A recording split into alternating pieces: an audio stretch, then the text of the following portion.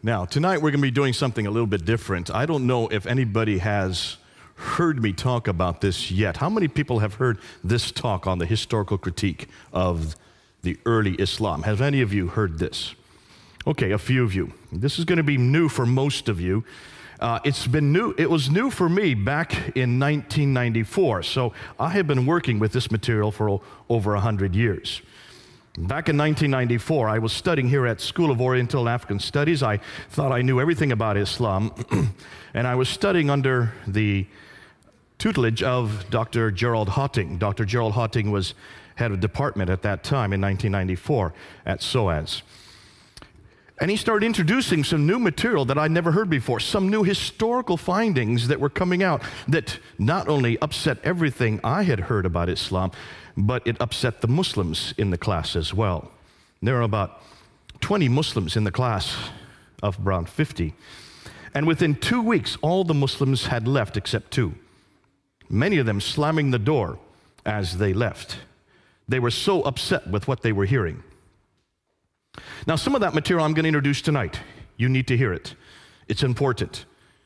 Because what I'm going to do tonight is what was done about really against our Bible, and legitimately so back in the 1800s, when people started asking the same questions about the Bible. Can we look and see whether or not these people called, well, Abraham, for instance, did he actually exist? Is there somebody, are there customs that we can look at? Are there things that actually place him in the 19th century or 1900 BC outside of the Bible that support what he said, what he did? The same thing with Moses, the same thing with David. Moses in 1400 BC, David in 1000 BC. And back in the 1800s, when these questions came up, the church wasn't ready for it. We had not really asked these questions, and shame on us for not doing so. And I think every religion that claims to be historical, as almost every religion does, every religion has historical characters that live in a place, doing certain events at a certain time. Names, dates, places, and events. Those are the four historical questions we should ask of every book, not just the Bible, the Upanishads, the Vedas, the Bhagavad Gita, the Book of Mormon, the Granth Sahib, all of these different books that are claimed to be religious books, and certainly of the Quran. So what we're going to do today is all these questions that have been asked of the Bible. In fact, it was the Bible that almost every one of these questions were first asked. No, it really didn't exist before the Bible. There was no historical criticism before biblical criticism was created. Historical criticism is biblical criticism, or you might say the other way around. Biblical criticism is historical criticism. Redacted criticism, source criticism, all these literary criticisms were all applied to the Bible first, and now for the first time, we're applying them to Islam. And this is what Gerald Hotting was introducing me back in 1994. So let's do that. Let's unpack it. And we're going to go through and start showing you what we're now finding. Now, what I'm going to say tonight, I may not say in a year from now. The reason why is because there is so much new material coming down the pike. Even when I gave this talk in California in 2013, there is much that I've now improved, many things that are moving on, because we're coming across so much material on Islam that we didn't know about even 2 years ago or 3 years ago. So let's open it up and let's talk about what we're talking about. Well, let's say the first thing that every Muslim will say is, and they all agree with this, is that Muhammad is the last and greatest prophet. I don't think there's any Muslim that would say any different other than maybe your liberal Muslims. They would also say the Quran was his revelation sent down only to him between 610 and 632. It's the final revelation. It's the greatest revelation. It's the seal of all revelations, like Muhammad is the seal of all prophets. He is the final prophet. Whether you are radical, whether you are nominal, maybe not the liberals. And many of the liberals are starting to question. In fact, many of the liberals here in Britain are starting to ask the questions I'm going to ask tonight. But certainly, 99% of Muslims around the world would all agree that Muhammad is the greatest prophet, the final prophet, and the Quran is the greatest revelation, the final revelation. Therefore, Islam is the final religion, based on Muhammad's life and sayings, the Sunnah, and on the Quran's teachings. Remember last week we talked about the whole paradigm that was introduced by Ibn Taymiyyah in the 1300s, that paradigm that suggested and also acclaimed to be a good Muslim, you must go back to the Quran, modeled by Muhammad, the book and the man, the book and the man, the book and the man, right? Remember that? I think I said it so many times it almost got plastered on my lips. And you probably walked away thinking that's all I can talk about, the book and the man, the book and the man. Because we start from the same paradigm, the book and the man. It's just another book, another man. So what I want to do today is I want to look at the man. Let's look at that man. Next week, we're going to look at the book. I'm going to start with the man. I'm going to start with Muhammad. I'm going to start with his biography. And then next week, we're going to unpack the Quran, which gets even better. All right? And to do that, let's see, of course, why am I doing that? Is because these are the foundations of Islam. It is the Quran that is the book. It is Muhammad that is the man. So let's investigate both Muhammad and the Quran. Now, what's the classical account? This is the account that you've all heard. This is what you're taught in every school. This is still what is being taught in every university. It's still being taught in most every corner of the world. This is the classical account that you've only, and this is one you'll agree with. You've never heard any other story. You've all been told that Muhammad was born in 570. Has anybody heard any different? No. There's no reason not to hear any different, because that's all that we've ever heard. We also have been told that in 610, he was going up, he went away from Mecca, he went to the Hira cave, which he would go there quite often to meditate, and there in the middle of while he was meditating, suddenly an angel appeared to him, Jibril, and says, Akra, that means recite. His response was, Ma'akra, I cannot recite, because he could not read or write. So the angel squeezed him, then said a second time, Akra. And his response was, Ma'akra, I cannot read or write. And he was squeezed a second time. This happened 3 times. Finally, the angel let him go, and he ran back to Mecca, went to Khadija, his only wife at that time. Khadija was the woman that was very wealthy. She had her own caravans. She employed Muhammad as her caravan leader. She married him. And she had a little test for him when he came back. She asked him to first sit on one leg and asked him, was this an angel that talked to you? He said, yes. She asked him to sit on the other leg and said, are you sure this was an angel that talked to you? He said, yes. She finally disrobed in front of him and then asked the third time, were you sure that this was an angel? And he said, yes. After that, she knew he was telling the truth because no angel would ever be in her presence disrobed. So she went and told her cousin, Waraka ibn Nawfal, what Muhammad had said. Waraka ibn Nawfal was a Nestorian Christian, so we're told, according to traditions. And it was Waraka ibn Nawfal that then turned to Muhammad and said, truly, what has happened to you, you have been seen by an angel. This is a revelation that is coming to him, that you are a prophet. Interestingly, it's a Nestorian Christian that gives the authority for Muhammad as a prophet, one of the ironies of history. After that happened, then many revelations started to come from 610 on, and we call these the Meccan revelations. Up from 610 to 622, he started receiving these revelations that are in the second part of the book, the latter part of the Quran. In 621, he woke up in the middle of the night and he was told by the angel to get on the back of a winged horse called the Burak, which flew him up to Jerusalem. And there at the rock, where the dome is now built, the Dome of the Rock, at that rock he then ascended to 7 heavens, met Allah. Allah said to pray 50 times a day. So he came down to the 5th heaven, met Moses, and asked him how many times he'd ask you to pray. He said 50. That's way too many. Go back up and see if you can get it down. So he goes back up to Allah and gets it down to 45. He comes in down to the 5th heaven, and Moses, see if you can get it down more. And so he bounced back and forth between the 7th and the 5th heaven, bringing it down from 45 to 40 to 35, down to 15, 10, and finally 5 prayers. Once he got it to 5 prayers, then Moses says, fine, go on back down to earth, which he did, which is one of the another ironies of history, that the reason why Muslims pray 5 times a day is because of Moses. Isn't that fascinating? And this all happened in 621. Am I changing the story, or have you all heard this story? So far, I've kept exactly to what every Muslim will tell you. In 622 then, he then moves from Mecca up to Medina. This is called the Hijrah, the Exodus.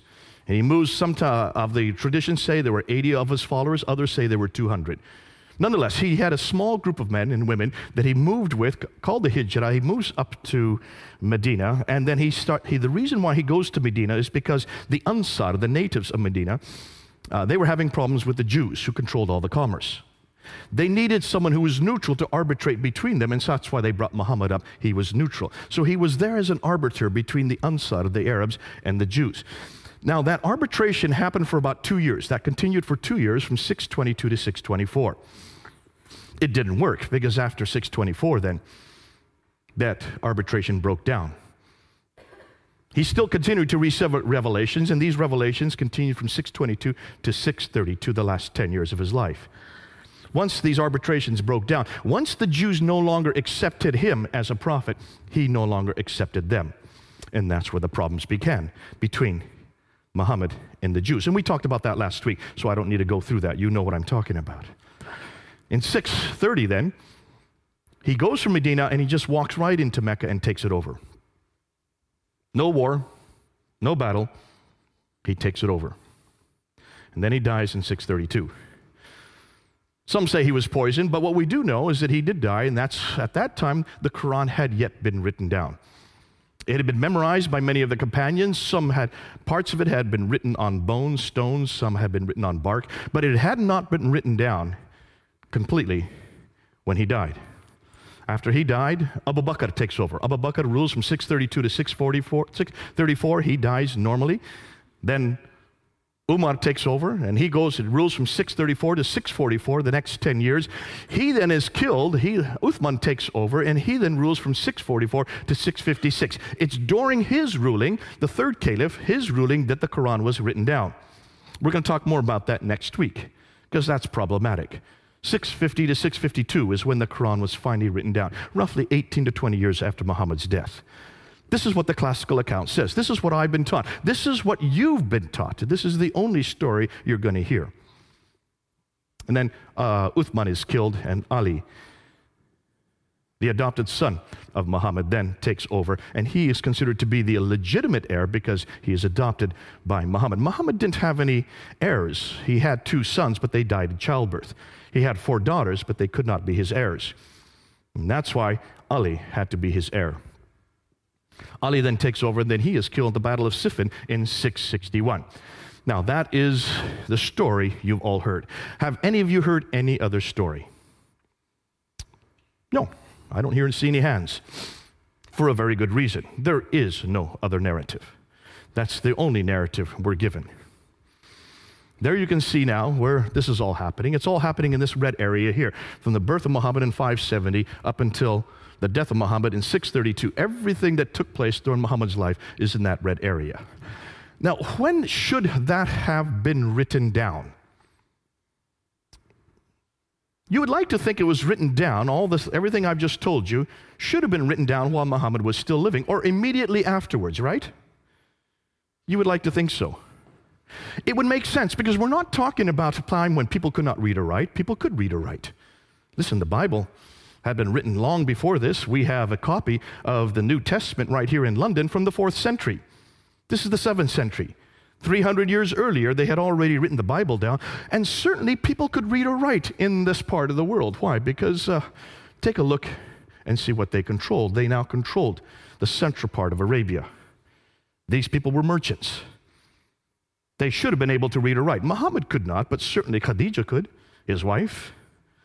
And he has a secretary named Zayd ibn Thabit. Zayd ibn Thabit is his secretary. What do secretaries do? They write, don't they? By definition, he should have been able to read or write. So you would have hoped that someone could have written down all the story that I'm just telling you about in this period, or immediately after here. When do you think this story that I've just told you was written down? It wasn't written in that period at all. It wasn't written in the 7th century at all. Not even the same century that Muhammad lived. In fact, it first gets written down by this man here, Ibn Ishaq, in 765. Muhammad died in 632. But we don't have any of his material. We're dependent on this man here, Ibn Hisham, to know about what Muhammad did. We have nothing before Ibn Hisham. And look at the date when he died, 833. 632, Muhammad dies. We have no biography of Muhammad until 833. That's 200 years later. Here you can just this is my own little timeline that I put in my own hand. So basically what we're saying is, everything we know about Muhammad, about what he did, doesn't get written down till over here, 200 years later. What about his sayings? Al-Bukhari is the one that first writes down his sayings. Al-Bukhari is given 600,000 akhbars, 600,000 of these sayings, and he's to throw out those that were fraudulent. So he whittles them down, right down to 7,397. From 600,000, he whittles them down to 7,397. That's just 2%.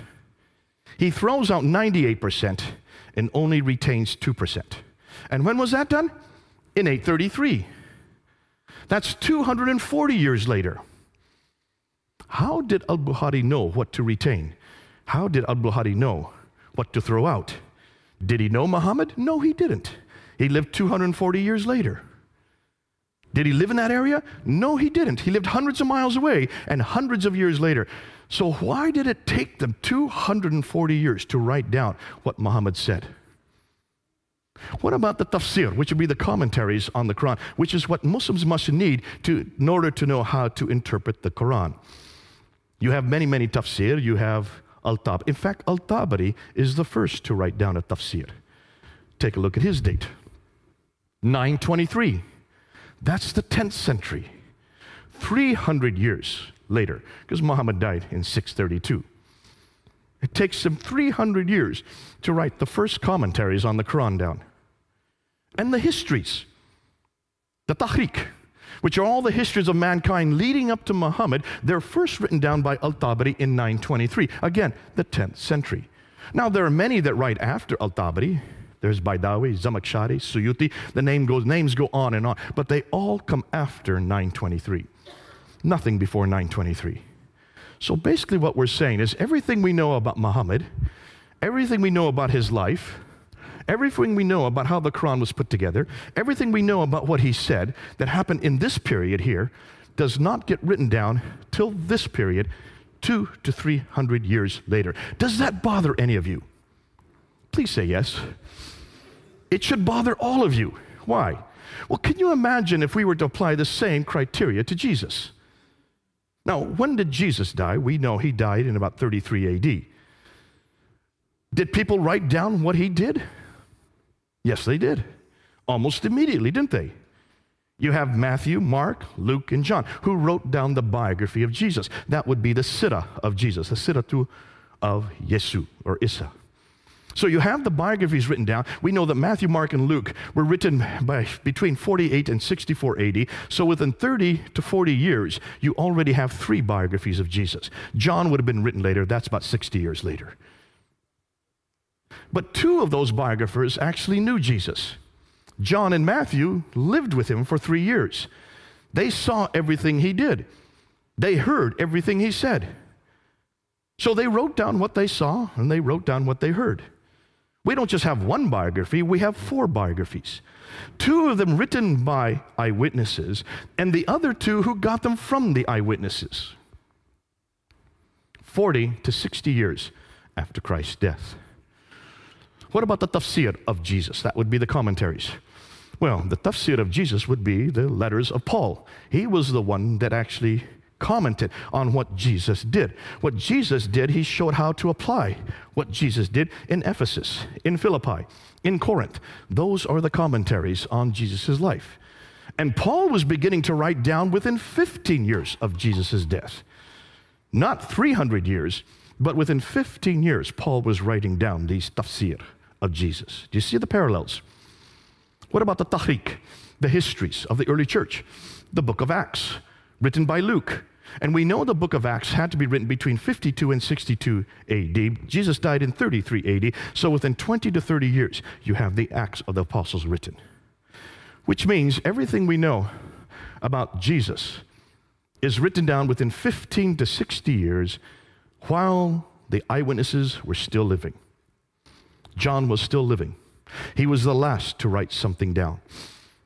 Whereas everything we know about Muhammad is written 200 to 300 years after the fact.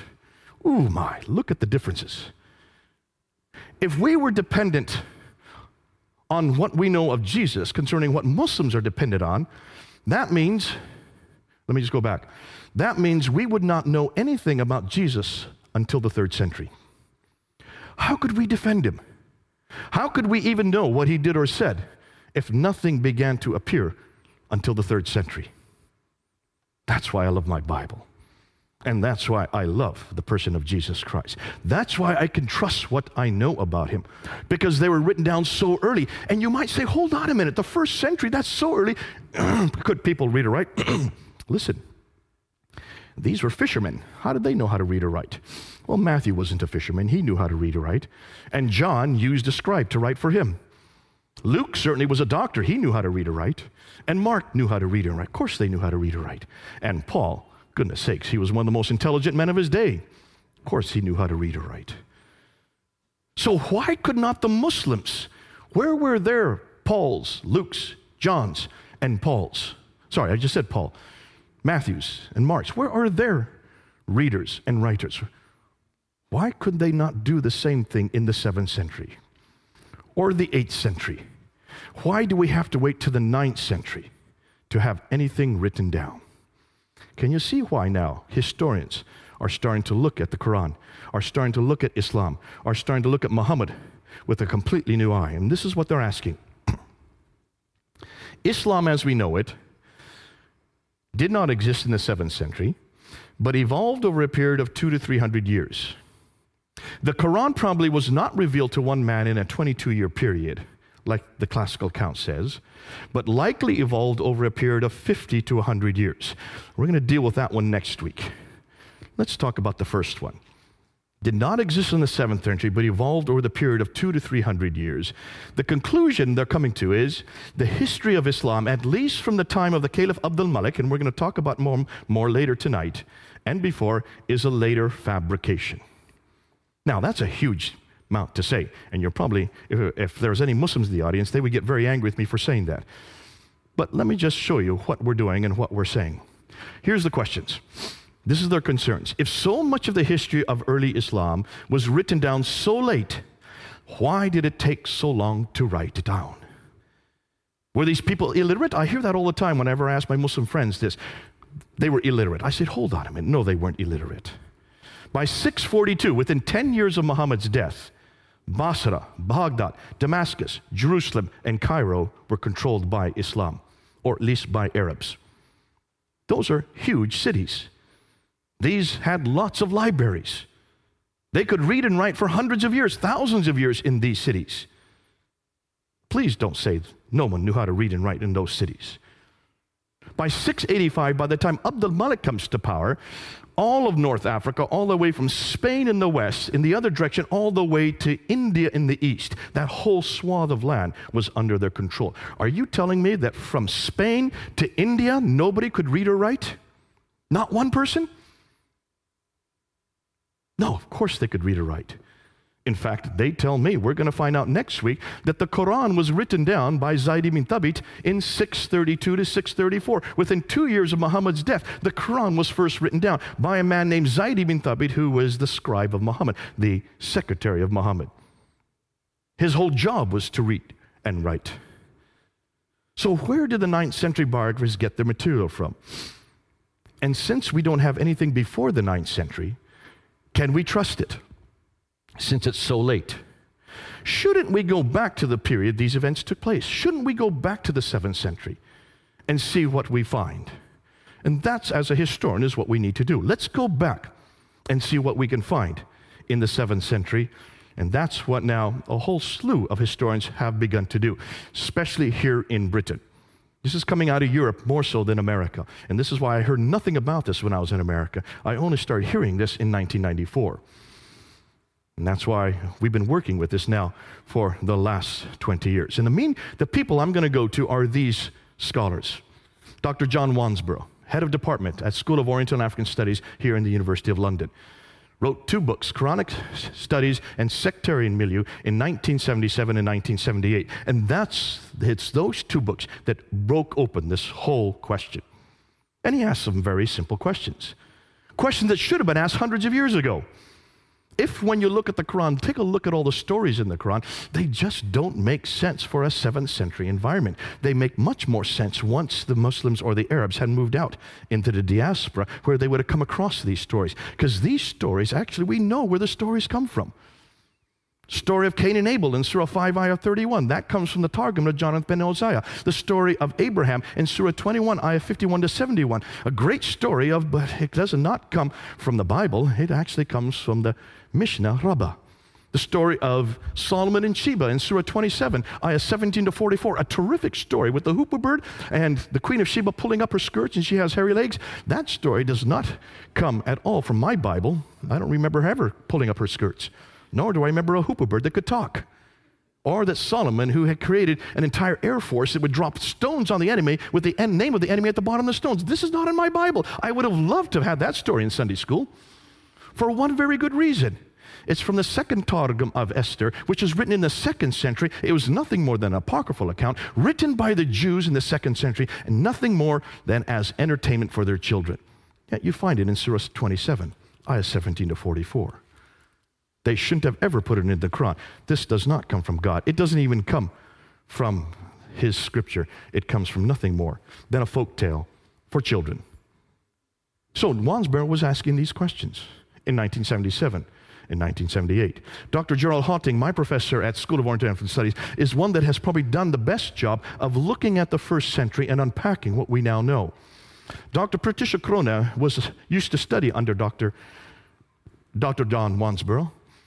She then went and became head of department at Oxford University, wrote a book called Meccan Trade and the Rise of Islam. We're going to use some of her work tonight. She got a death threat from Muslims for writing that book in 1987.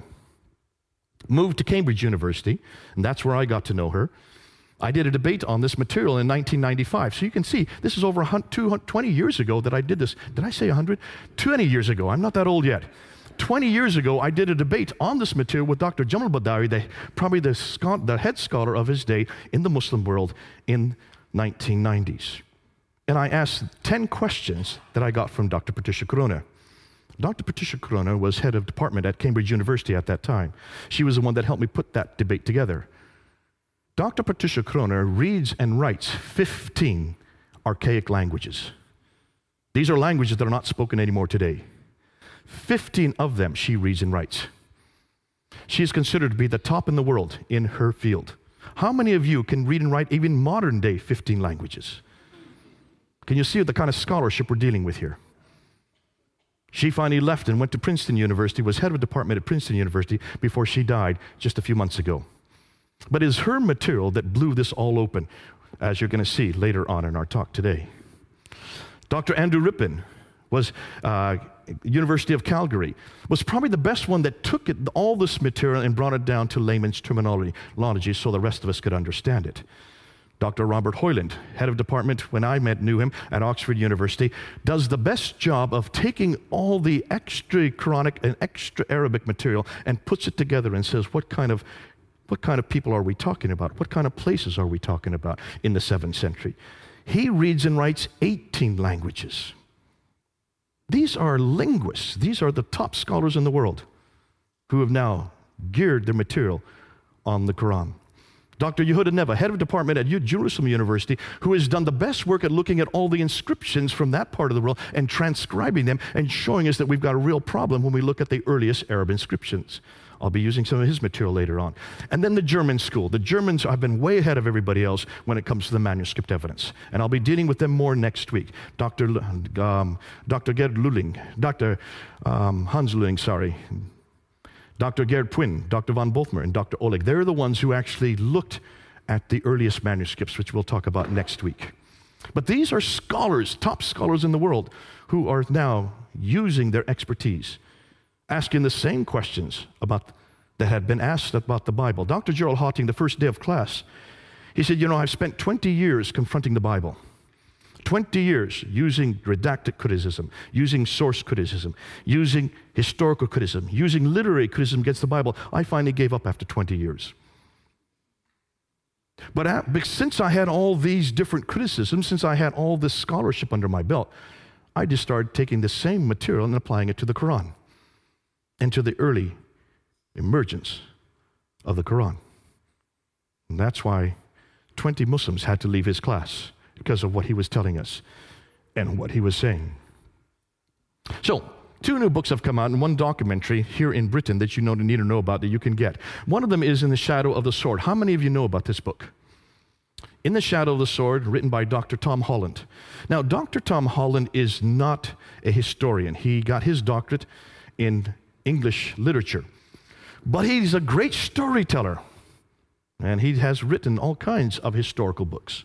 In fact, almost every one of his books have been bestsellers.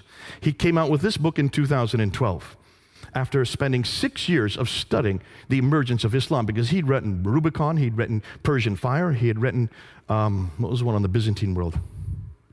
Anybody know the third one that he's written?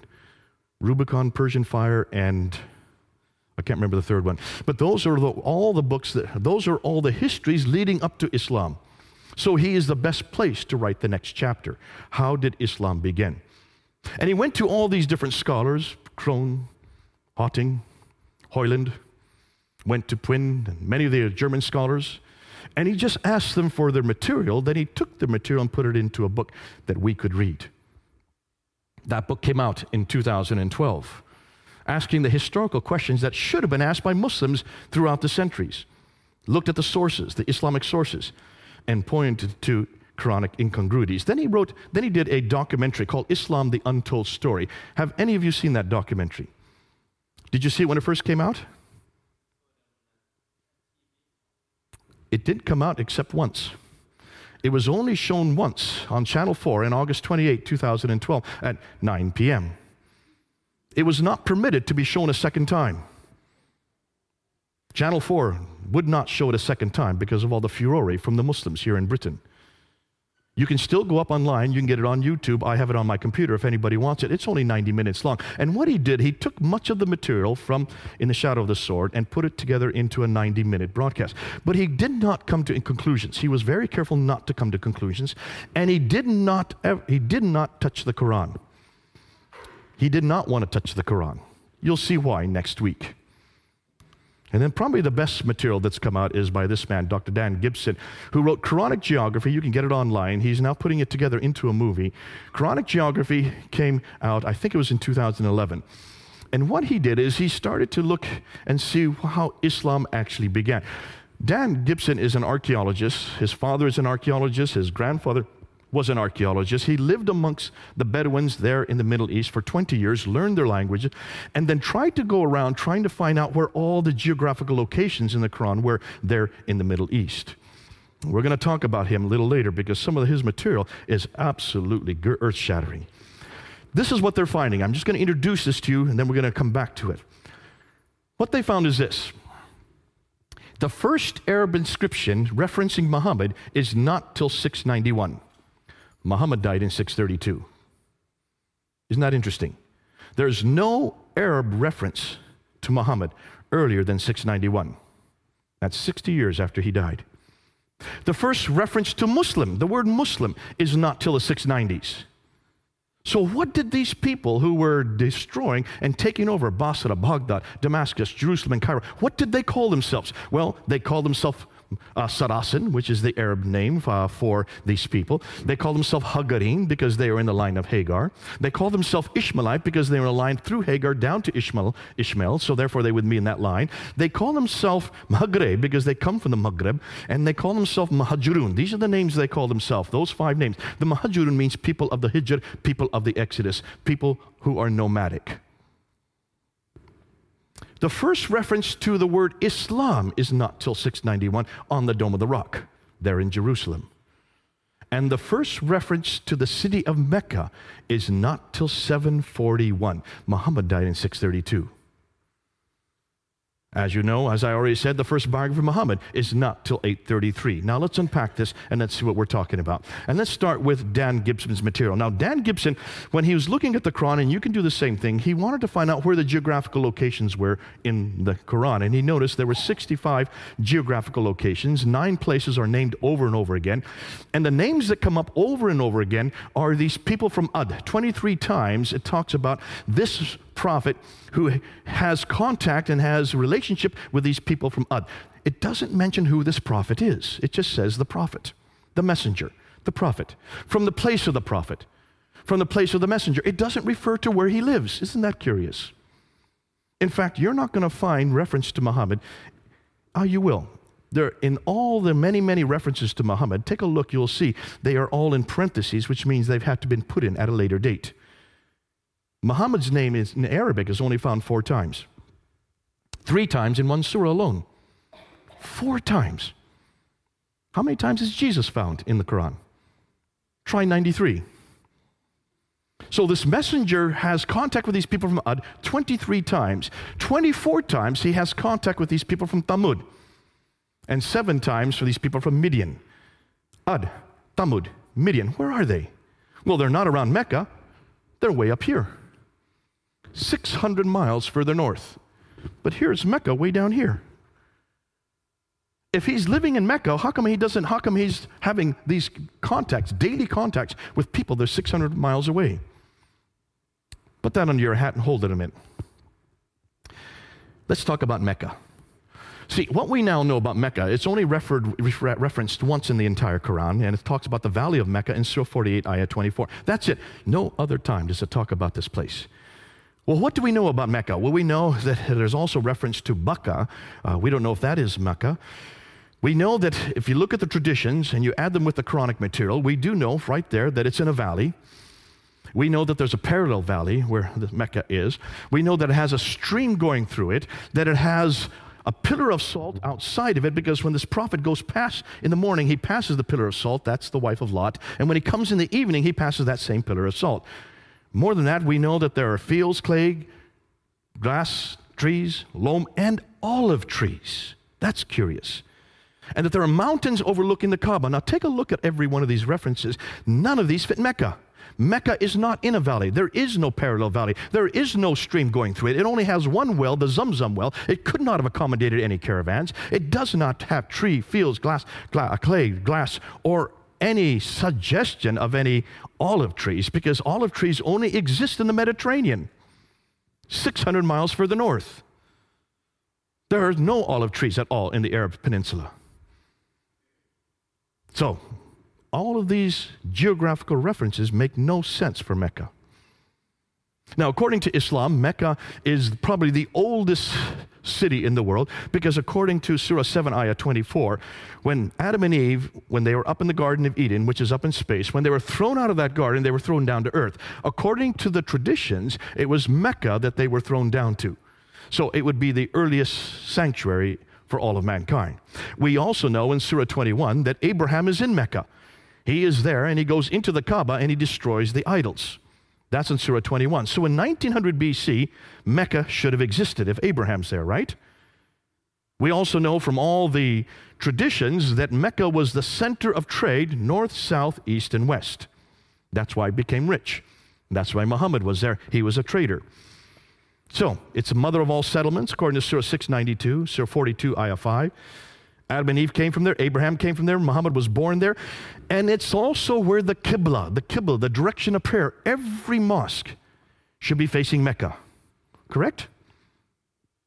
From 624 on, it should be the case, because we do know, according to Surah 2, Ayah 145 to 149, that Muhammad, when he moved to Medina in 622, he redirected the Qibla back up to Jerusalem so that it could accommodate the Jews. After 624, the Jews would not accept him as a prophet, so suddenly he gets a new revelation in Surah 2 to redirect the Qibla back down to Mecca. So from 624 on, every mosque should be facing Mecca, right?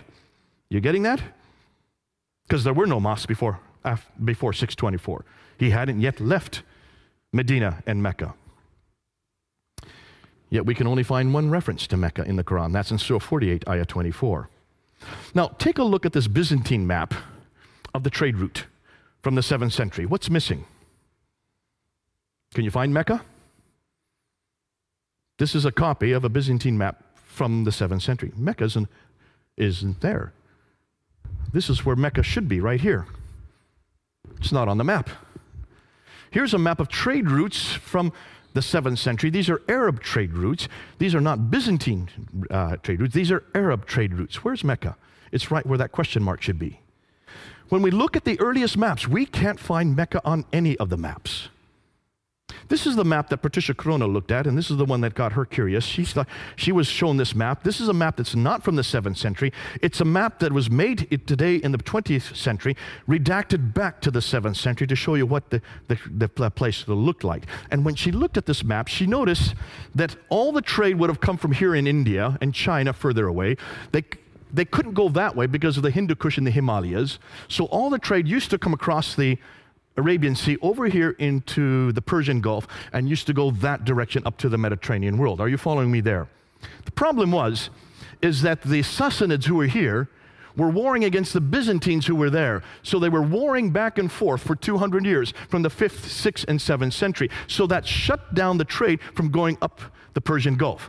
They had to redirect the trade from India across the Arabian Sea down to here in Aden. And that's where they took off all the trade. They took it off the boat there, and they went 1,250 miles, following that green line all the way up to Gaza in the north. That's a pretty good theory. That's called the trade route theory. Montgomery Watt was the one that came up with that theory. The Muslims love it, and they've grabbed onto it, and they're still using it today. Dr. Patricia Crone looked at this map. She says, hold on a minute, you've got a problem there. Let's see if any of you can find that problem. My 10-year-old son found it within 2 minutes. I'm not going to give you 2 minutes. Can any of you see a problem with that theory right there by looking at that map? No? No one's going to try? Should I give you a hint? Water. That's a pretty big hint. Go ahead, sir.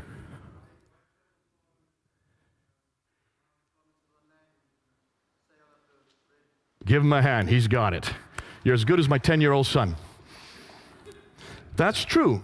If you're on boat here and you're coming across the Arabian Sea, why would you take off all the goods here? Dr. Patricia Crone found that if you go only 50 miles by land, it would cost the same amount if you went 1,250 miles by sea. You've got a sea right up here. Why didn't they continue on sea? That didn't make any sense. So she decided to go back and check this out. Now remember, she reads and writes 15 languages. So she went back to the original sources of all the trade documents. She went to the 1st, 2nd, 3rd, 4th, 5th, 6th. She went to all the centuries leading up until the 7th century, read their trading documents, looked at them in the original language, and she noticed that all the trade coming from India and China, all of it came right across the sea and went right up the Red Sea.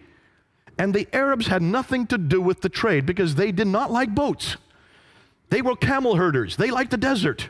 That's why you don't have any ports along here. There was only one port that she could find. All the ports were on this side in Africa, and the people that controlled the trade were from this area, from Eritrea.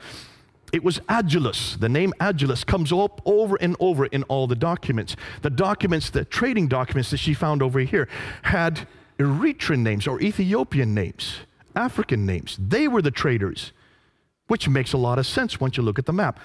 Then she noticed something else. See if you can see this. I don't know if it's hard for you to see because it's so far away, but take a look at there. Here's the trade route, the line, the green line. It comes up to Taif. This is the Western Plateau, all the way up. And then from here in Taif, it goes off the plateau down to Mecca. There's Mecca. It's not on the plateau. It's about 1,000 meters off the plateau. They would have to go down to Mecca to go to a place that had no water, then come back up 1,000 meters to get up to Yathrib up here. Why had no one noticed that before? This is nothing new. It's been around for hundreds of years. Why did no one notice that Mecca's not on the trade route? It would have made no sense to be on the trade route. Why? Because it's too far down. It had no water.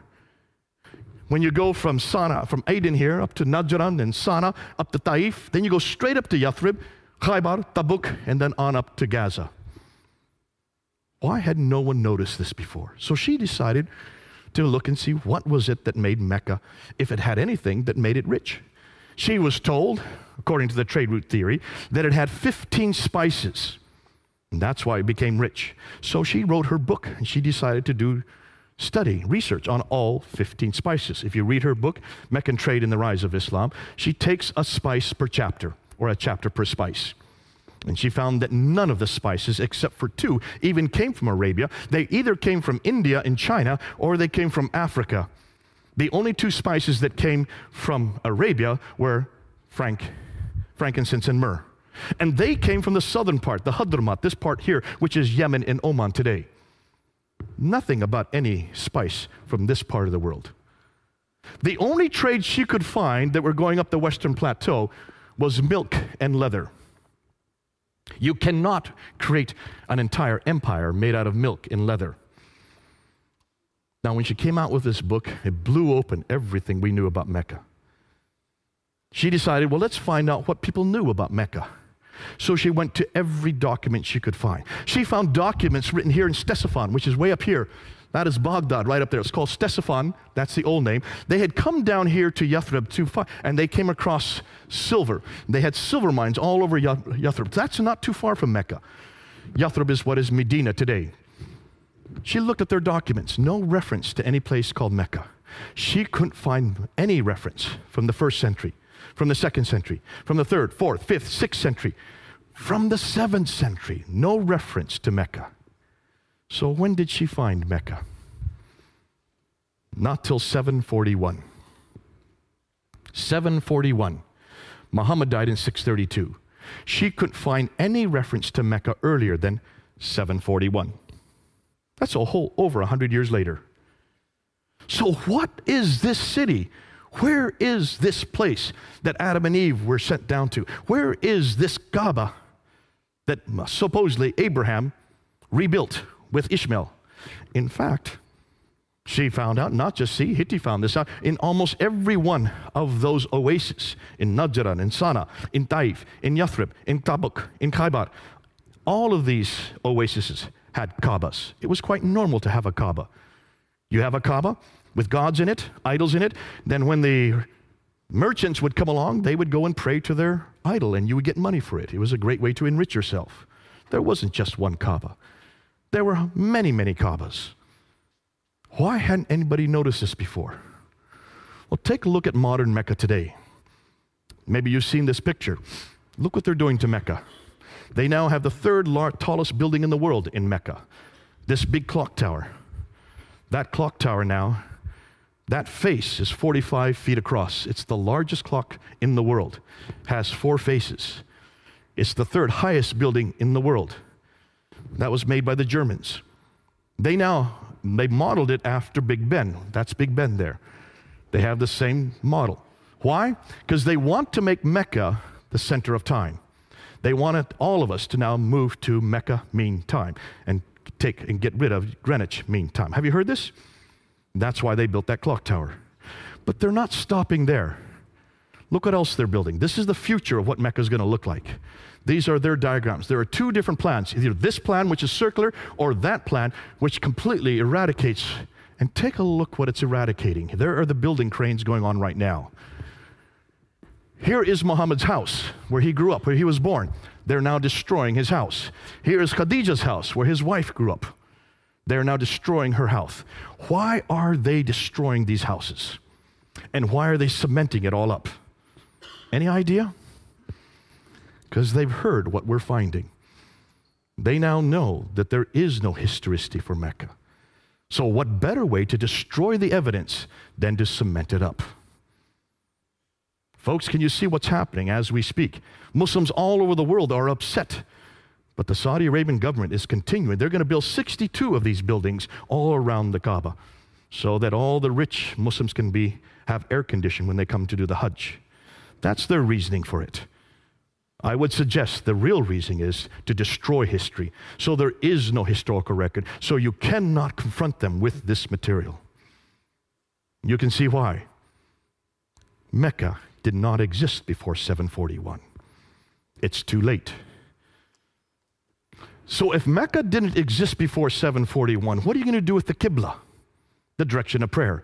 Every Muslim must pray towards Mecca. Am I correct? And it doesn't matter where you are in the world, you always pray towards Mecca, towards that building right there, the Qibla. This is the Kaaba, sorry. And it's that building. Whenever you go around the world, you will see there are all kinds of mechanisms to find out where Mecca is. That's in every mosque. You'll find a mihrab, which is a little niche in the wall that always shows you the direction of Mecca. I remember not too far from here in Cricklewood, they have taken over a nice, beautiful church.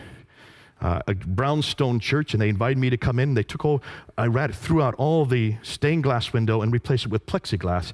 And then the imam wanted to show me, see, we've taken all the pews out and put down rugs. And now, Mr. Smith, now we have the Qibla going in this direction. He says, now we have corrected the church. It is now facing Mecca. They put a mihrab there in the wall over at the side.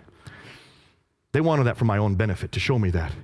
When you go around, when I was in Malaysia, in my hotel room, in every hotel room, they had the Qibla in every hotel room. You can now use these objects to find the Qibla. You even have an app on our phones now to find where the Qibla is. Doesn't matter when you are, where you are in the world, you can always know where Mecca is. In Surah 2, Ayah 143 and 145, the direction of the Qibla was then redirected down to Mecca. That would be in 624, the date they give. But here's the problem. Archaeologists are having a difficulty. As early as 1905, two archaeologists, one called Dr. Creswell and Dr. Fedavadi, in 1905, were traveling in that part of the world. You can't go there anymore, but back then you could. And they were looking for the earliest mosques, and they wanted to go to find these mosques that were in the 7th century. So they went to mosques, one mosque in Wasit and another mosque in Kufa, which is in what is today Iraq. And they started digging down to the different layers till they got to the original floor plan of these two mosques. And when they found the original floor plan of both Wasit and Kufa, they noticed the Qibla was not facing Mecca. It was facing directly west. When they went to Egypt, outside Egypt is Fustat, the garrison town. When they went to the mosque in Fustat, just outside of Cairo, when they dug down to its original floor plan, they noticed that the Qibla was facing east. It should have been facing south. It should have been facing down here. But Kufa and Wasit were facing that direction. Fustat was facing this direction. So they said in 1905 it must be facing Jerusalem. That was their conclusion.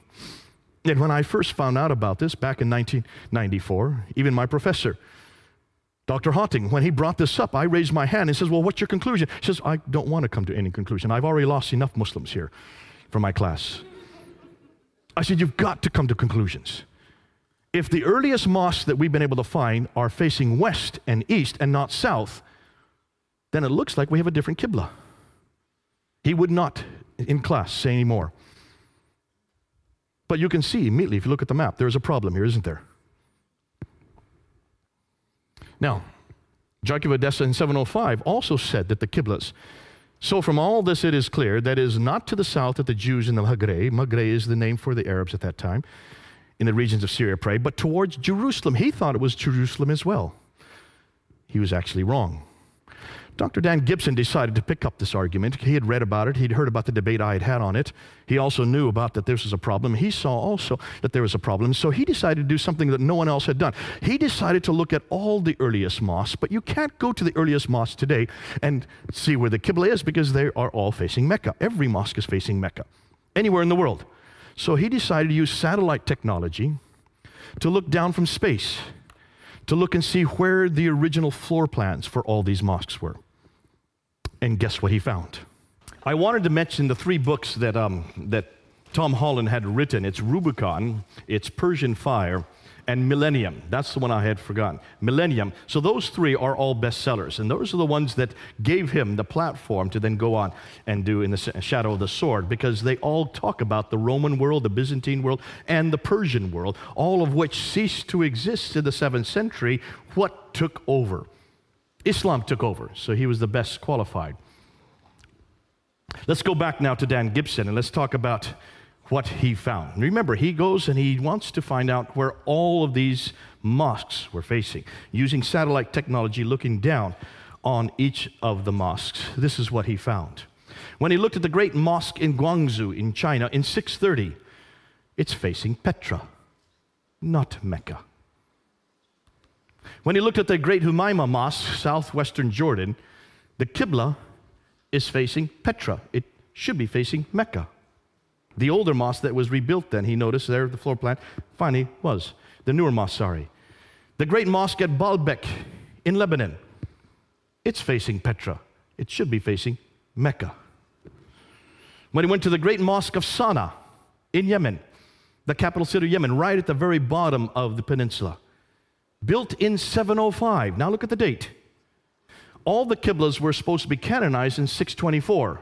So every mosque after 624 should be facing Mecca. But here's one built in 705, and it's facing Petra, not Mecca. This is an interesting one. This is in Jerusalem. Now you have the Dome of the Rock right here. That's the beautiful Dome of the Rock. Here you have the Al-Aqsa Mosque here. The Dome of the Rock is built in 691. The Al-Aqsa Mosque is built in 709. Look at the entire citadel, including both the Dome of the Rock and the Al-Aqsa, are all facing Petra.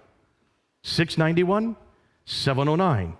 The entire citadel is facing Petra, the third most holy shrine in Islam. The Damascus Mosque, built in 709, it's facing Petra. It should be facing Mecca. The Anjar Mosque in Lebanon, look at the date, 714. It's facing Petra. It should be facing Mecca. The Mosque of Umar in Basra, now we're in Syria, 720. We're almost 100 years later. If the Qibla had its canonization in 624. This is 720. Almost 100 years later, it's still facing Petra, not Mecca. It's not till 727 that they finally found a mosque in Pakistan, Banbor in Pakistan, facing Mecca instead of Petra. This is over 100 years later. But then in 728, here you find a Qibla in the Qasr al-Khayr al-Sharqi in Syria. It's not facing Petra or Mecca. Looks like they're a little confused on this one. Now here's what's interesting. Take a look at this mosque from Amman in Jordan. This is the older mosque built in 700. It's facing Petra. They then rebuilt another mosque behind it and above it in 740. It now is facing Mecca the right way. So what happened between 700 and 740? That's the question we need to ask. The Mushata Mosque in Amman, now we're in 743. It's back to Petra again. This is 120 years later. The Rabat, now when we get to North Africa, they don't seem to know where to face. Because in Tunisia, here's a fortress in Susa, Tunisia. In 770, it's not facing Petra or Mecca, it's facing directly south. They're a little confused in North Africa. The same way in Spain. Take a look at Spain. There's Petra, there's Mecca, it's facing quickly south. Obviously, there's something that we need to find out about North Africa and Spain as to why they're completely miscued. The great mosque in Karaoun in Tunisia in 870. Now we're into the 9th century. See, these are much later mosques. In the 9th century, there seems to be some type of confusion here because they're not facing Petra or Mecca. It's facing straight south again, much like you found in other North Africa. But take a look at these were up until 725, excuse me. Up until 725, every Qibla was facing Petra. And what's interesting is they were all uniformly facing Petra. I've heard Muslims try to say, well, they didn't know their direction at that time. Listen, these were camel herders. They went through the deserts. There were no roads in the deserts. And even the paths they used to take would be covered over by a sandstorm. So how did they know where to go? They used the stars. They were brilliant at knowing direction. Otherwise, they would have died. You can't tell me they did not know where Petra was or where Mecca was. The fact that they're all facing Petra until 725 shows me. So from 622 to 725, every mosque he looked at was uniformly 100% facing Petra. Between 725 and 822, there seems to be a confusion. There seems to be something going on. We don't know what it is yet. But there was still backwards and forwards, especially in North Africa. They didn't know where to go. So 12% of the mosques were facing Petra. 50% started now to face Mecca. 38 were parallel or in other directions. And it isn't till 822 that every mosque begins to face Mecca. That's 200 years later. It takes them 200 years to get every mosque facing Mecca. Now we should ask, why is it that no one's known that before? That to me is hugely troubling. So why Petra? Well, take a look where Petra is. Remember that Arab trade route? I showed you where Petra, it's in the center of all the trade. See, Mecca's not even on the trade route map for one very good reason. There was no trade that went through Mecca. But Petra is on the center of every route. What is Petra known for? How many people have been to Petra? Has anybody been there? Okay, one man, two. What do you notice about Petra? It has tombs and temples. It was a center of the Nabatean kingdom. The Nabateans, we know about the Nabateans. They existed from the 2nd century BC. They existed, in fact, it's the Nabatean kingdom that we get the name Allah. Allah is a Nabatean god. The black stone that's in the Kaaba comes from Petra.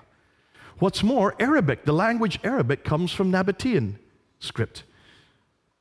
They are the precursors to the Arabs.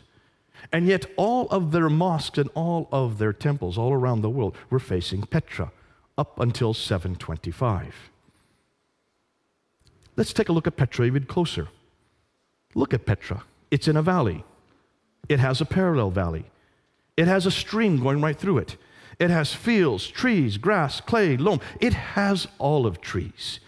It's near this. If there was ever a pillar of salt that Lot's wife would have been, it would have been close to Petra, because that's exactly where that event took place. Petra has all the items listed above from the Quran and the Islamic traditions. Everything that we see in the Quran and the Islamic traditions fit Petra. None of them fit Mecca.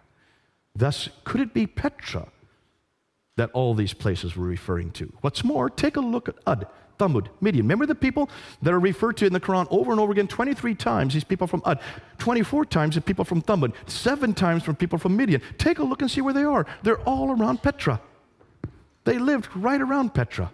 No wonder whoever was writing or whoever was coming in contact with these people, they were living, whoever that person was, that messenger, that prophet, was living 600 miles further north.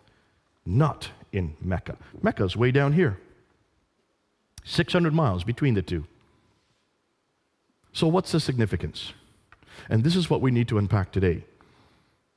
We don't know anything about Muhammad at all in the 7th century. Now, we do know from outside sources. We do have this from extra Quranic sources. We do have references to Muhammad. The Doctrina Iacobi, which is right here in the British Library, written in 634, refers to him by name. But it doesn't say where he's from. It doesn't say what he does. It just warns people, be careful of this man Muhammad. The writings of Sabaeus, written in 660, do talk about Muhammad and warn the Christians to be careful of him. But it doesn't place him in any place, nor does it give him much significance, other than the fact that he was a man who did an awful lot of warring. What's interesting is the earliest documents we can find from within Arab sources, from within Muslim sources, the Maghazi documents, which are the earliest part of the Siratul Rasulullah, written by Ibn Hisham in 833. The earliest documents that Ibn Hisham was dependent on are the Maghazi documents. The Maghazi documents means raids. He was a raider. That's what he did. Now can you understand that even his biography from 624 to 632 are about raid after raid after raid after raid. He was involved in 29 raids himself, and he planned another 39 according to his own traditions. That fits the man that we're talking about. It fits the historical character. But nowhere does it say that we can find of these raids being way down in Mecca. It looks like they must have been much further north. His biography doesn't even appear till the 9th century. His city doesn't appear till the 8th century, 741. Thus, much of what we know of Muhammad is written down hundreds of years later and hundreds of miles away. It looks like he is nothing more than a later redaction, possibly Abdul Malik, putting back onto a historical character that which the man who put back didn't never know. So Humphrey's conclusions, Islam and the Prophet's life as we know it was not derived from the 7th century, but evolved over a period of 200 to 300 years and redacted back onto the Prophet's life and compiled in the 9th century. And that's what now the historians are concluding. And you can see why they're coming to that conclusion. Let's summarize this real quickly. New books are being published which question the classical account of Islam. Why are there no Muslim sources for 200 years? That's the first question. Why do the claims they make do not fit the historical record? That's the second claim. Why are all the geographical references so few and confusing? And why do they all seem to be much further north, not where they should be? Why are there so many references to vegetation which would not exist in Mecca? Why is Mecca not even mentioned until 741? And why can we not find any map with Mecca on it until 900 AD? Muhammad died in 632. Takes them almost 300 years to put Mecca on a map. Why is Mecca not on the trade route? So these are all the questions we're asking now.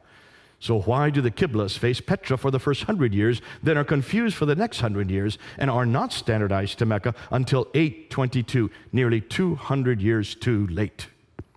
Therefore, much of what we know about early Islam is in doubt. So, here's the million-dollar question. What really happened? Now, I have to be careful because this is what I think. I may change tomorrow. I may have a complete different scenario in 1 year, because we're now getting lots of material that's coming in. But this is where I think, this is what I believe. This is just me. This is what I think happened looking at everything that we've got so far. And this is a what-if scenario, okay? To make sense of all this, I think we need to go back to Abdul Malik. And this is it's not just me saying this is what almost all the historians are saying. You need to start with Abdul Malik, who ruled Islam from 685 to 705. He was the second caliph amongst the Marwanid caliphs. Marwan came into power in 680.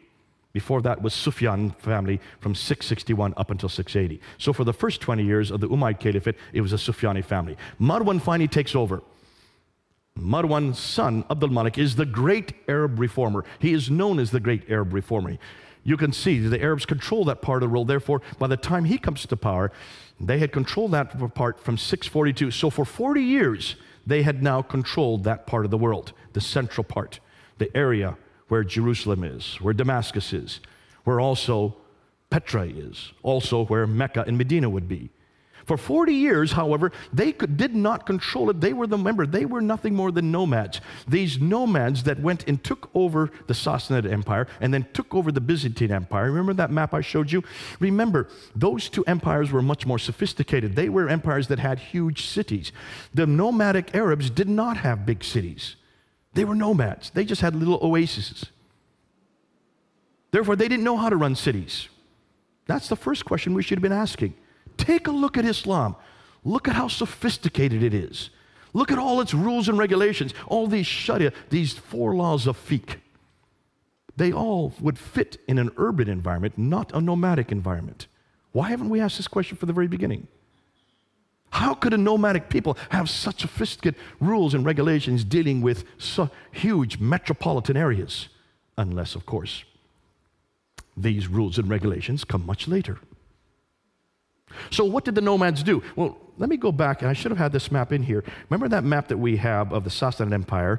They had two groups, the Lakhmids and the Ghassanids, that they would pay to keep the Arabs in the desert.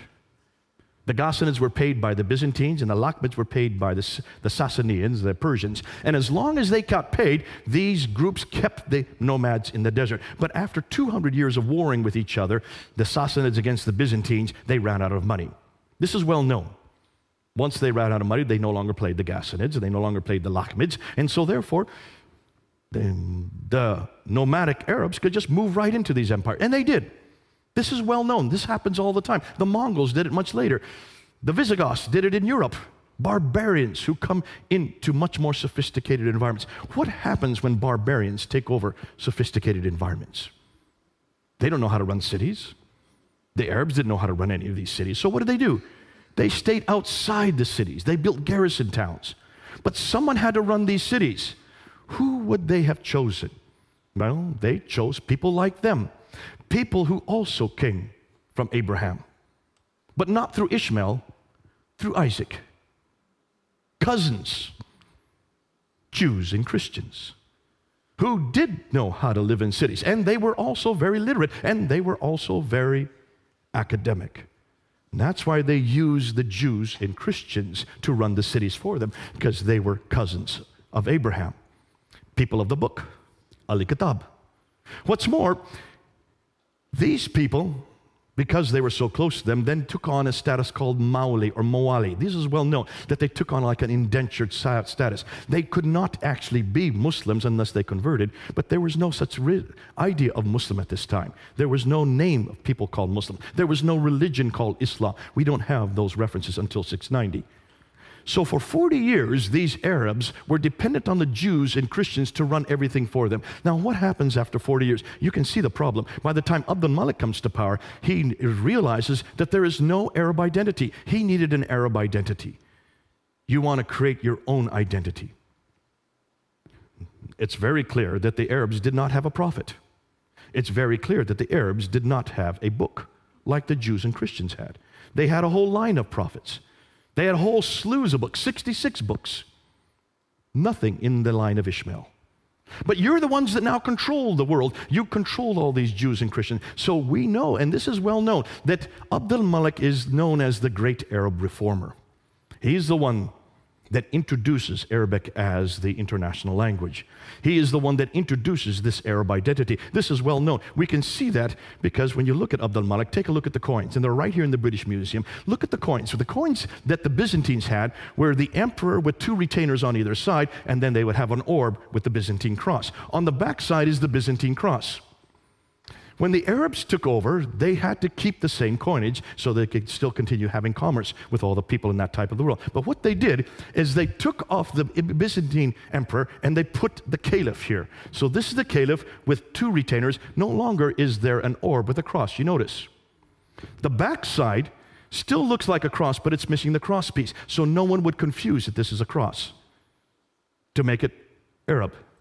All right? But how can you have images of caliphs on the back of coins? Are Muslims allowed to have images anywhere? This is anathema.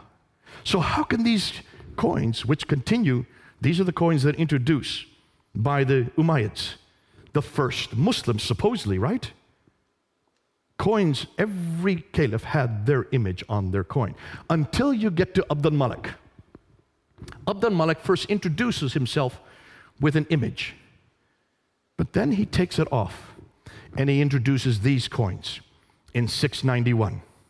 In 691, he introduces coins with only Arab script. He takes off the image and introduces an Arab script. And take a look what's on that coin. For the first time, you see the Shahada. That's the first time we see the Shahada. Ah, I lie. It's the second time we see the Shahada. The first time we see the Shahada is on the Dome of the Rock. Who builds the Dome of the Rock? I've got a bad cold, by the way, and a fever, so I'm trying to fight my fever simultaneously with this water. Who is the one that builds the Dome of the Rock? It's Abdul Malik. The Dome of the Rock is considered to be the third most holy shrine in all of Islam, right? Am I correct on that? Ask any Muslim why the Dome of the Rock is built, and they will tell you, well, that's where Muhammad went to the seven heavens. Remember I said that earlier tonight, right? That's the story that happens in 621. It's called the Miraj, and it's to commemorate that event, which means that building should have some reference to that occasion, right? Take a look at the Dome of the Rock. Look where it's situated. See, Abdul Malik does not live in Jerusalem. He does not live in Medina. He lives in Damascus. Why in the world does he not live in Mecca? If that's the seat of the world, if that's where God is, why doesn't he have his capital in Mecca, or at least in Medina? He's way up in Damascus, about 1,000 miles further north. But then he comes to Jerusalem in 691 and builds this large building, the Dome of the Rock. Take a look where it is. Here is the Church of the Sepulchre, which is the center of Christianity at that time. The Dome of the Rock is built on the other valley, across the valley from it, and higher up. He builds it higher up so it has ascendancy. It's bigger than the Church of the Sepulchre. It's the biggest building of its kind. Basically, what he's doing is, we are now the rulers. We are now greater than you Christians. We now have the biggest building of our time in 691. And then what does he do on the inner ambulatories? This is the only part of the building. So he uses Byzantine architecture to build the building, much larger than and more prominent than any other Christian building, in the holiest city for Jews and Christians. That's why it's not in Damascus or Mecca. But it's supposed to refer to the Miraj. But take a look at the inscriptions. Now, remember, Just to remind you, the Dome of the Rock has been destroyed and rebuilt 11 times. All right, so the dome that we're looking at today is not the original dome. The only original part of the dome that still exists today are these two inner ambulatories in the middle, in the center. These two colonnades right here, that and that. Those are the only part of the dome that is from the original building, all right? So you need to look at the inscriptions on those inner ambulatories. And when you look at those inscriptions, take a look at them and you will see there's nothing at all about the Miraj. There's nothing at all about Muhammad going up to the 7 heavens, coming back down 2 heavens, meeting Moses and going back and forth between Allah and Moses, or 50 prayers. Yet that's why Muslims tell us the building was built. So what's on those inscriptions? Well, take a look. Surah 1:112. There is no God but God. He is one. He has no associate. Who's that against? Jesus. Say, He is God, the one, God, the eternal beside of all. He begetteth not, nor was begotten. Who is that against?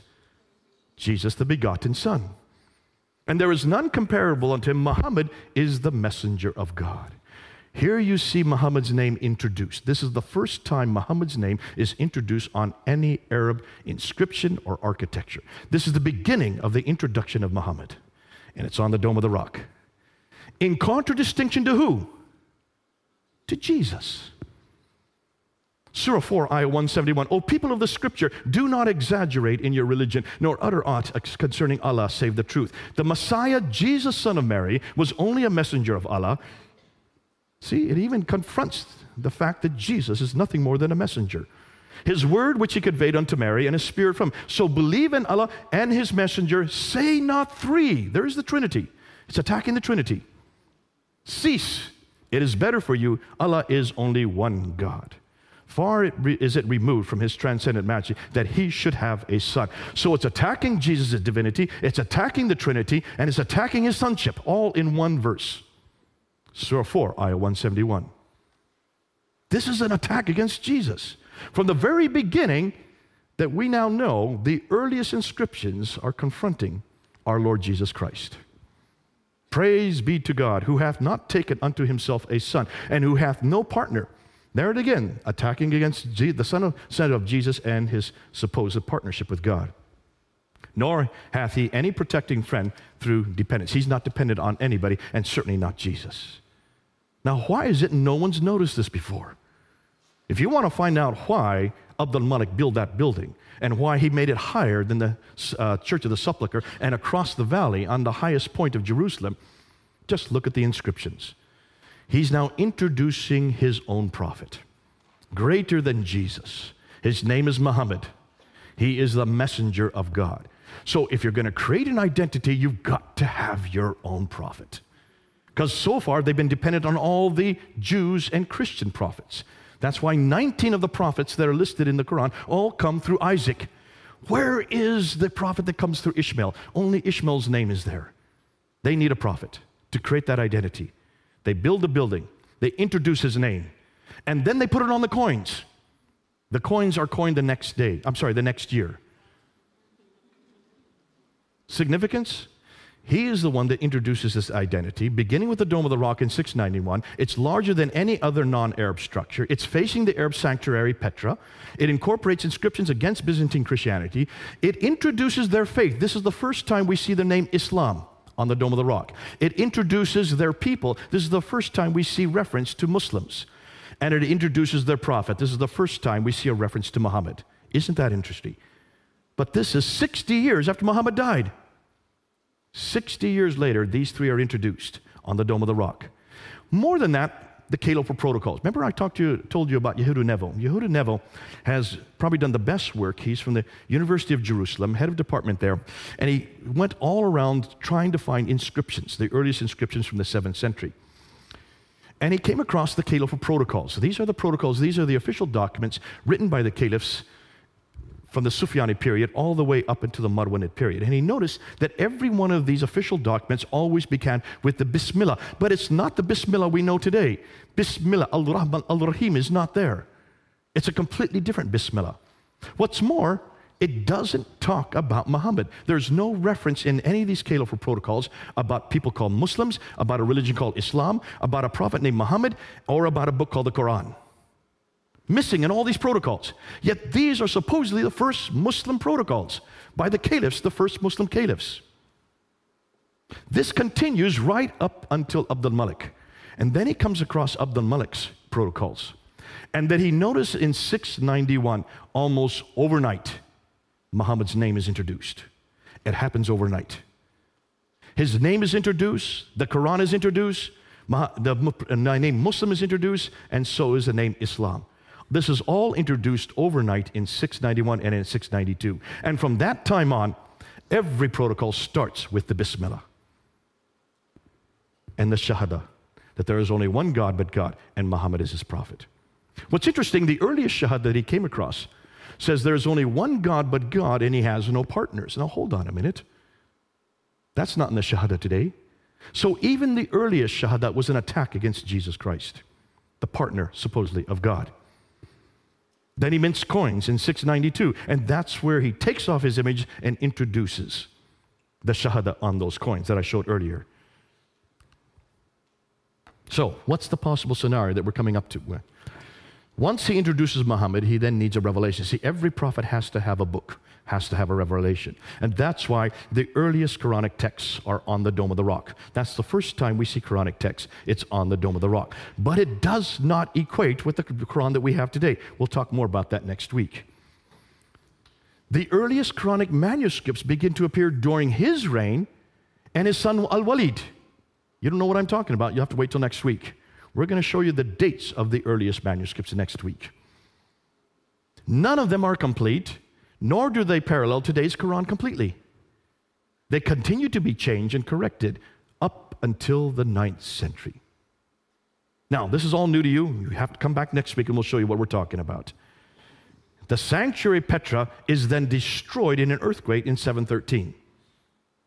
What happens whenever a sanctuary is destroyed?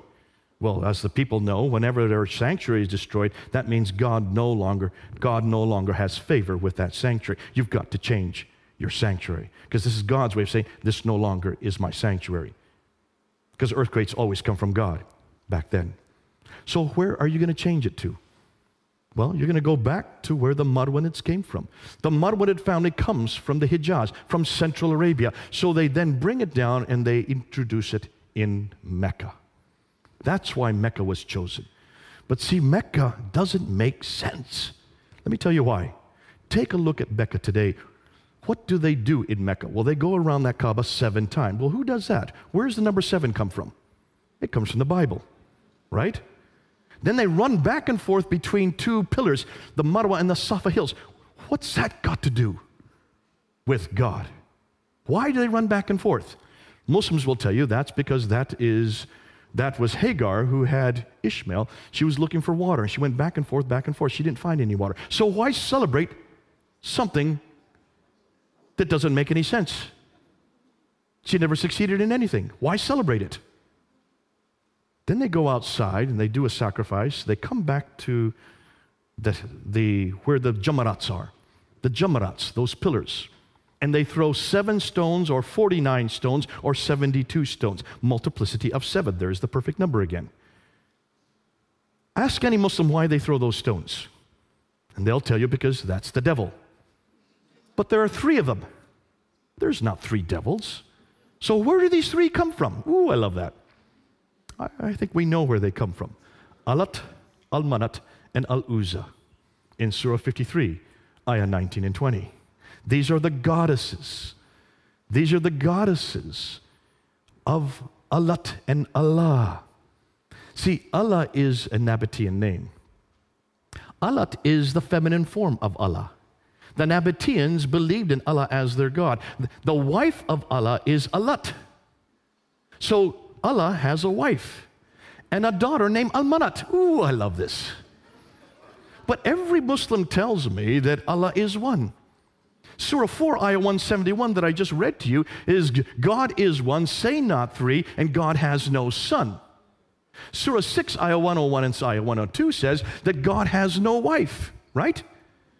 Well, he may not have a son, but he certainly has a wife. Her name's Alat. And he has a daughter. Her name's Al-Manat. You've got the wrong God. It looks like these may be, possibly, I can't prove it yet, These may be the Jamarats, may be the three goddesses, the Nabatean goddesses that they're throwing there. Because this is the reason, to get rid of idolatry, you then throw the stones. What's interesting is they don't have any theological significance. So where did they come from? It looks like Mecca was a pagan, probably a Nabatean pagan shrine that they took over, kept the practices that were still there, and tried to infuse some theological meaning. But it doesn't make sense when you look and see who God is and what He has done historically. So they chose Mecca. Now that the Muslims have a prophet, Muhammad, and they have a revelation, the Quran, they've got to put together the Quran. Ooh, wait till next week. Wait till you show you what we have found. Now they got a revelation and a prophet, they need a sanctuary, so they choose Mecca. Now that they have the three ingredients, they now need to have a history. You've got to create a history. You've got to put Muhammad in his own place. You've got to put him in his own milieu. Now can you see why it took them for another 100 years to finally get that together? And that's why Ibn Hisham was given 600,000 of these, but I believe that's probably true. He was given 600,000. Of all these supposed different histories, he threw out 98% of it and only retained 2% of it, and that's what we have Al-Bukhari take. He is the first one to write down the sayings of this prophet. Take a look at Al-Bukhari. There is contradiction after contradiction, and they do not make sense, and they contradict the Quran. We won't even get into that tonight.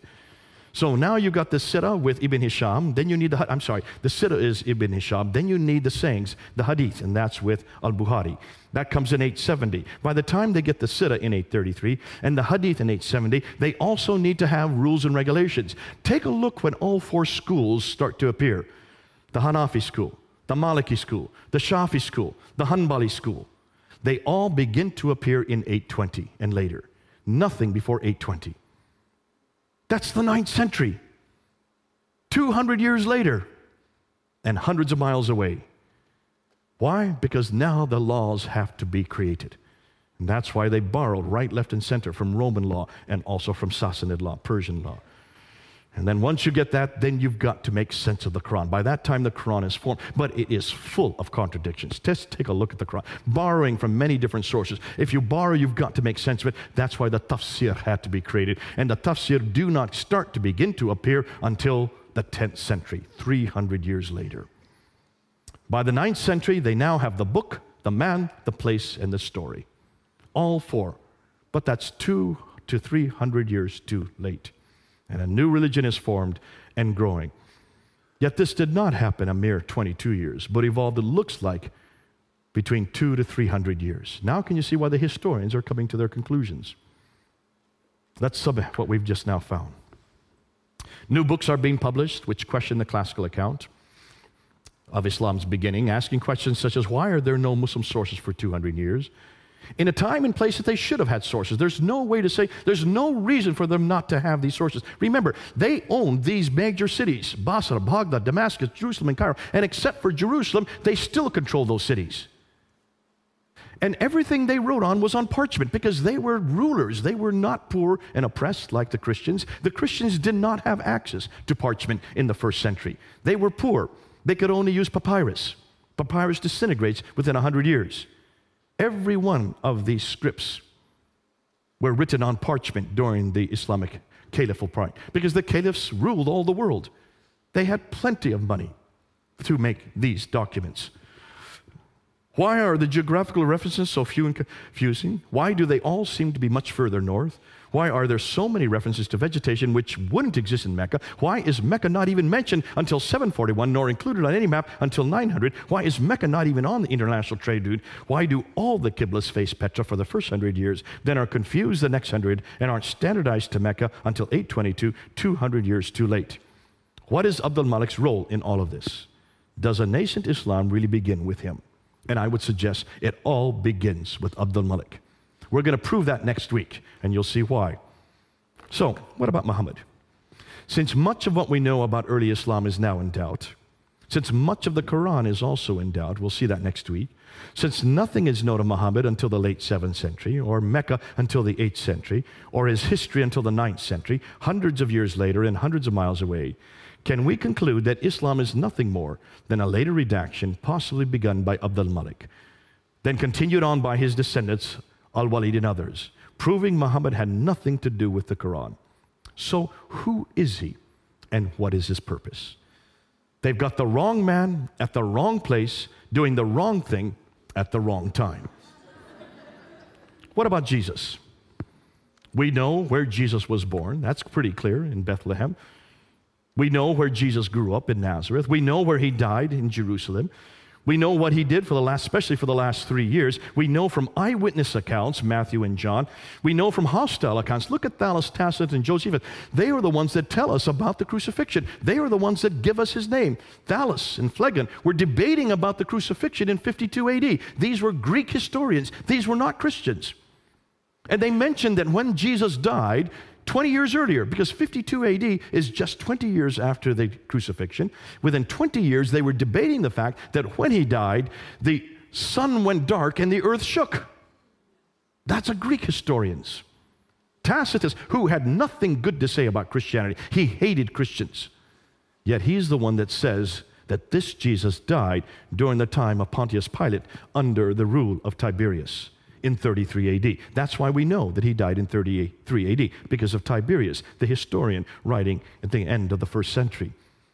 So there's a Roman historian giving us reference to Jesus. What about a Jewish historian like Josephus, the greatest historian of his age, writing in Rome? He says in the early 2nd century, he talks about Jesus. He even mentions the brother of Jesus, mentions about the death of Jesus, and mentions about the death of his brother James. And then curiously, he also happens to mention that the Christians believe that Jesus rose again. The only reference we have to the resurrection from an outside a biblical source comes from Josephus, a Jewish historian. So there you have a Greek historian, you have a Roman historian, you have a Jewish historian, all talking about Jesus and his death. That's why we know, and we can be sure of what he died and where he died.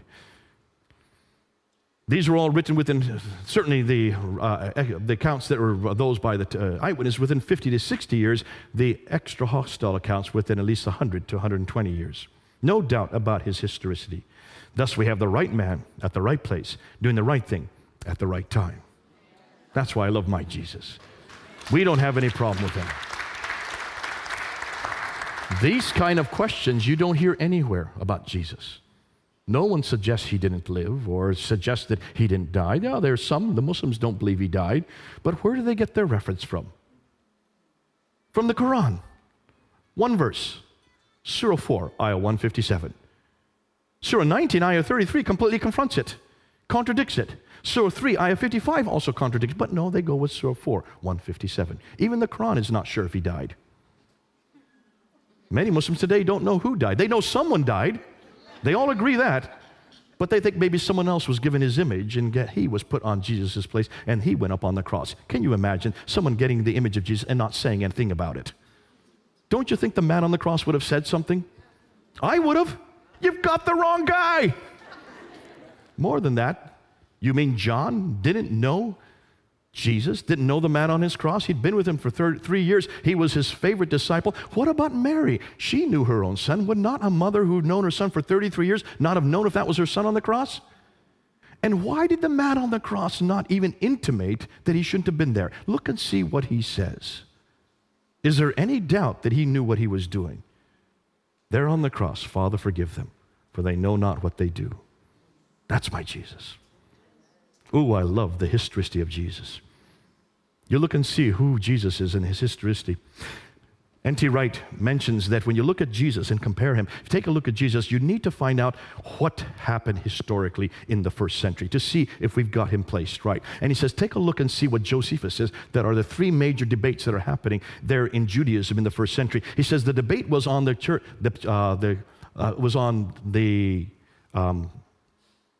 kingdom of God. That the kingdom of God was going to be the Davidic kingdom, that they were going to bring back that kingdom of God. That was the debate as to what the kingdom would look like. The laws of God was the second debate that happened right through there in the first century. And then thirdly, the temple itself. Those are the 3 things that the Jews were debating because they wanted to bring back that kingdom. They wanted to bring back those laws, and they wanted to bring back the temple from Solomon's time. Now, these debates would have made no sense after 70 AD, because 70 AD, Jerusalem was destroyed, and the Jews were all thrown out of Jerusalem. There would be no kingdom left anymore. There certainly with the laws would make no sense anymore, and the temple would have been destroyed. Take a look at Jesus in the New Testament. Does he talk about the kingdom of God? Yes, he does. All the time he talks about the kingdom of God. It's no longer a place, it's a relationship where there are 2 or 3 gathered in my name. He redefines the kingdom as a relationship with him. No longer a place over there, it's with me. Does he talk about the laws of God? Look at Matthew 5.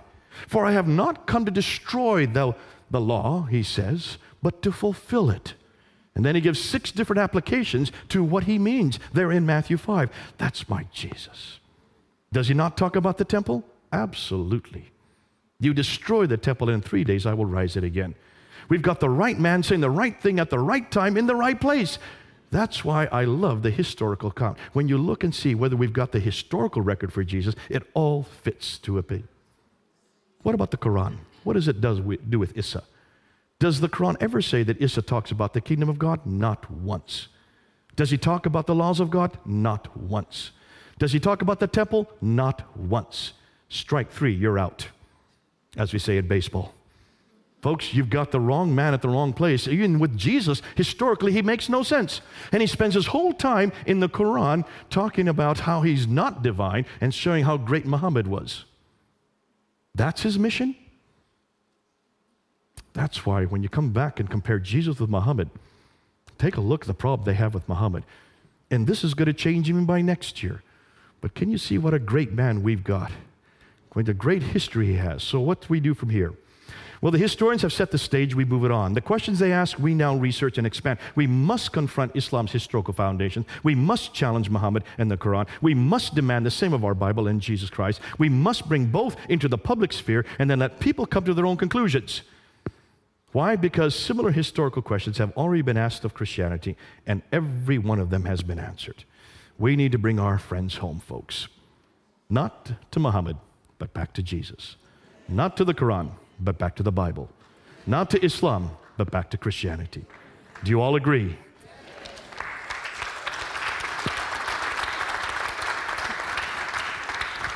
Let's pray. Let's pray. Our Heavenly Father, we want to thank you for this evening, because what we have done here, Lord, is to take that which is neutral, that which we don't own. We're looking at artifacts. We're looking at buildings. We're looking at timelines. We're looking at all the historical evidence that anybody can look at, and we're coming to conclusions. And the conclusions we're coming to, Lord, do not fit Islam well. But the conclusions we know of your God, of your Son who came down to earth 2,000 years ago and who lived for 33 years, that history we can stand.